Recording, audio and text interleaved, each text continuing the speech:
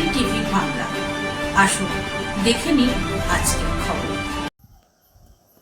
মুর্শিদাবাদের নবগ্রাম বিধানসভায় নির্বাচনী উত্তাপ ক্রমেই বাড়ছে। অনন্তপুর মোড়ে কংগ্রেস প্রার্থী হিরো হালদারের পথসভা ঘিরে দেখা গেল জনতার উপচে পড়া ভিড়। এলাকায় পৌঁছতেই হিরো হালদারকে ঘিরে উচ্ছ্বাসে ফেটে পড়েন স্থানীয় মানুষজন। দুই হাত ভরে আশীর্বাদ, সমর্থনের সরব জনতা। ঘরে ঘরে জনসংযোগে নেমে সরাসরি মানুষের সঙ্গে কথা বলেন প্রার্থী। এবার আমাদের মনের মতো প্রার্থী পেয়েছি, এমনটাই দাবি স্থানীয়দের। অনেকের কথায় হিরো হালদার একজন সৎ ও ন্যায়পরায়ণ মানুষ, যিনি সবসময় অন্যায়ের বিরুদ্ধে সরব।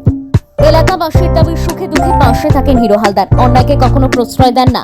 ফলে নবগ্রাম বিধানসভায় এই প্রার্থীকে ঘিরে তৈরি হয়েছে আলাদা এক জনমত। অনন্তপুর মোড়ের এই জনসমর্থন কি ভোট বাক্সেও প্রতিফলিত হবে, এখন সেটাই দেখার।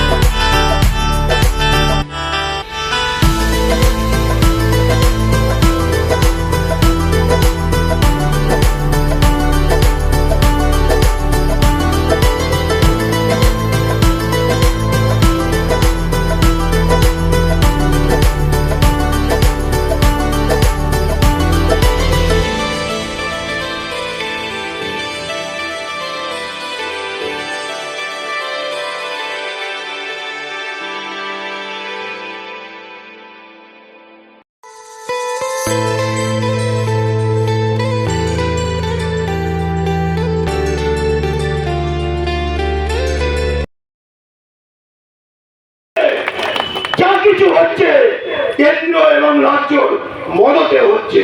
ওয়াকফ বিল নিয়ে দেখুন আপনারা, এসআইআর নিয়ে কয়েক লক্ষ মানুষের নাম বাদ, তার মদতে হচ্ছে। এসআইআর নিয়ে এত লোকের নাম বাদ গেল, শুধু বাংলার মুখ্যমন্ত্রী নাটক করে গেল। সবার আগে এই পশ্চিমবঙ্গে এসআইআর নিয়ে সর্বপ্রথম সারা ভারতবর্ষে বুক খুলে আমাদের নেতা রাহুল গান্ধী, আর পশ্চিমবঙ্গে মুর্শিদাবাদ জেলায় আমাদের নেতা সর্বপ্রথম এসআইআর নিয়ে প্রতিবাদ করে অধীর চৌধুরী। তাই এই এলাকার মানুষ বৃষ্টি পড়ছে, আপনাদের সঙ্গে আমাদের সম্পর্ক যখন একবার রাখবো এবং করবো সিদ্ধান্ত নিয়েছি, হাজারো ঝড়, হাজারো বৃষ্টি, হাজারো পরিকল্পনা আপনাদের কাছ থেকে আমাদেরকে আলাদা করতে পারবে না। এই কথা বলে আবারও বলবো, 23 এপ্রিল আপনারা কংগ্রেস পার্টিতে আজকে ভোট দিয়ে মুর্শিদাবাদ জেলায় বিপুল ভোটে আপনারা জয়যুক্ত করুন। আমিও কৌশলটি এই নবগ্রাম বিধানসভায় আপনাদের ভালোবাসা চাইছি, আশীর্বাদ চাইছি, দোয়া চাইছি।